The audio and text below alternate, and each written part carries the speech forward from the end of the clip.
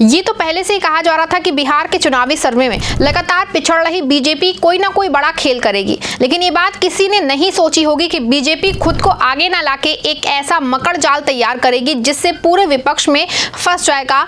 और अब यही हुआ है। चुनाव आयोग ने चुनाव से ठीक 2 महीने पहले वोटर लिस्ट रिवीजन के नाम पे एक ऐसा फॉर्मूला ले आई है जिससे हड़कंप मच गया है।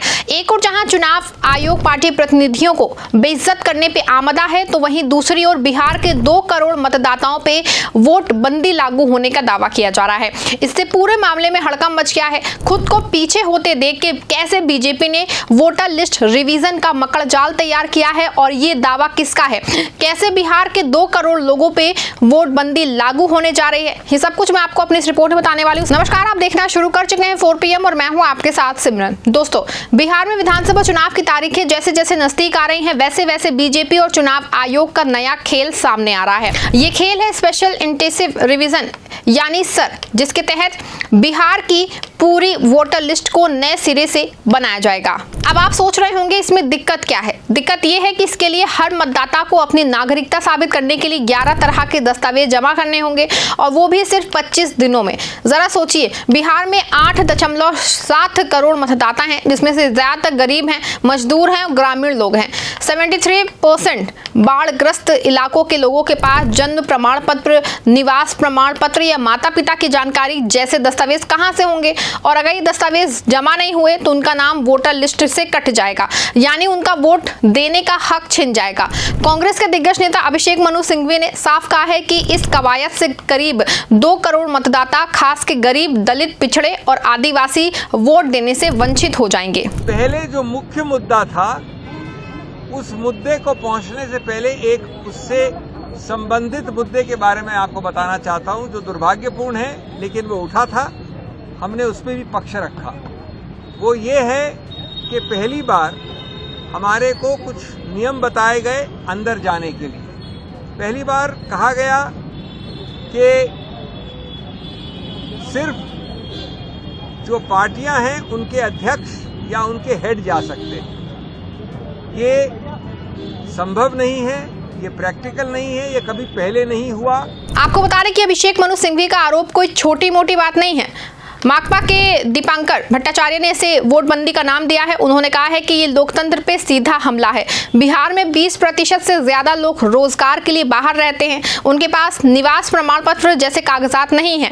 ये लोग वोट देने से वंचित हो जाएंगे। और ये सवाल सिर्फ दीपांकर या अभिषेक मनु सिंघवी ही नहीं उठा रहे हैं। बिहार के नेता प्रतिपक्ष और राजद के तेजस्वी यादव ने तो चुनाव आयोग को बीजेपी का एजेंट तक बता दिया है। तेजस्वी ने कहा कि ये पूरी कवायद बीजेपी की साजिश है, जिसका मकसद गरीब और विपक्षी वोटरों को वोट लिस्ट से बाहर करना है। अरे सत्ताधारी दल जितने हैं सब चुप हैं, क्योंकि जो साजिश करता है वो क्या बोलेगा। साजिश करने वाले वही लोग हैं। गरीब का वोट कटवा रहा है भाजपा वाला लोग, नीतीश जी के लोग, ताकि गरीब को पेंशन नहीं मिले, राशन नहीं मिले।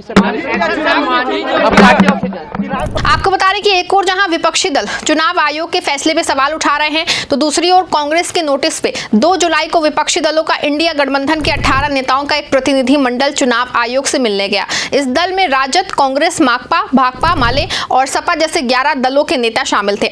आपको बता रहे कि नेताओं ने सोचा था कि वो वोटर लिस्ट रिवीजन की गड़बड़ियों पे सवाल उठाएंगे, लेकिन चुनाव आयोग ने सारी हदें ही पार कर दी।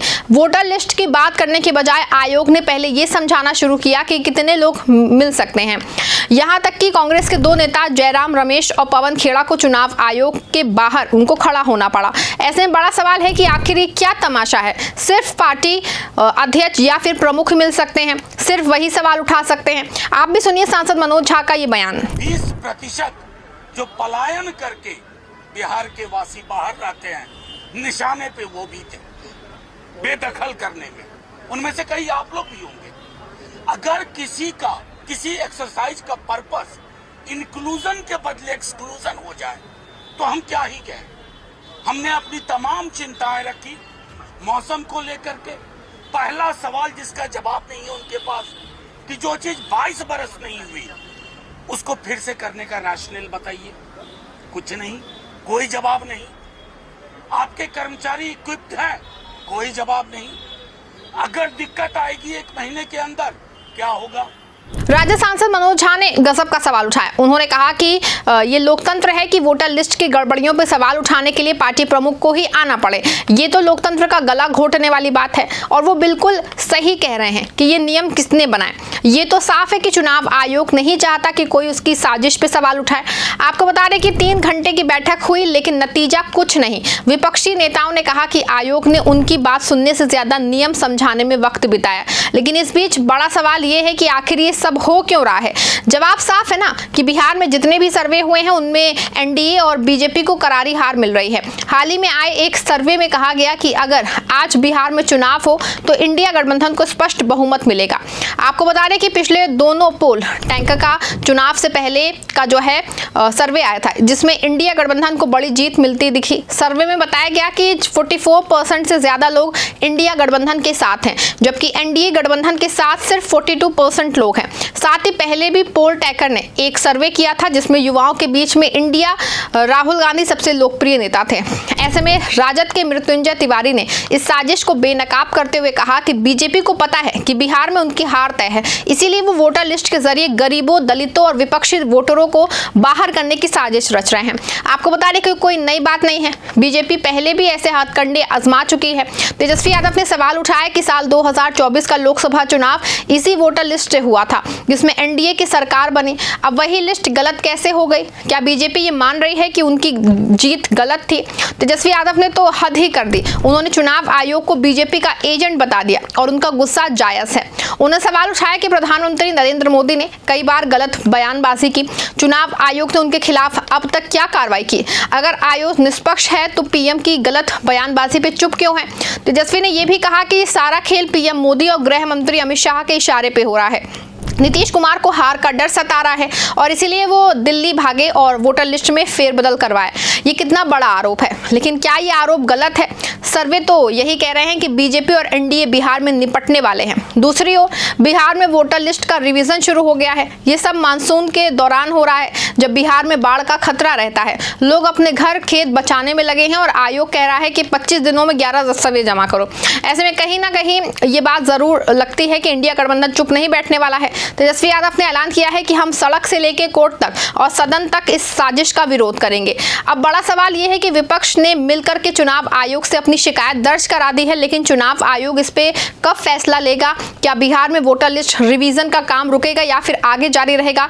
वैसे ये फैसला चुनाव आयोग और ज्ञानेश कुमार को लेना है, लेकिन आपको क्या लगता है कि बिहार में वोटर लिस्ट रिवीजन का मामला रुकेगा या नहीं? क्या नई रिवीजन वोटर लिस्ट से ही चुनाव होगा? आपकी पूरे मामले पे क्या राय है? आप क्या सोचते हैं? कमेंट में जरूर लिख दीजिएगा। इस खबर को लाइक और शेयर भी जरूर करिएगा।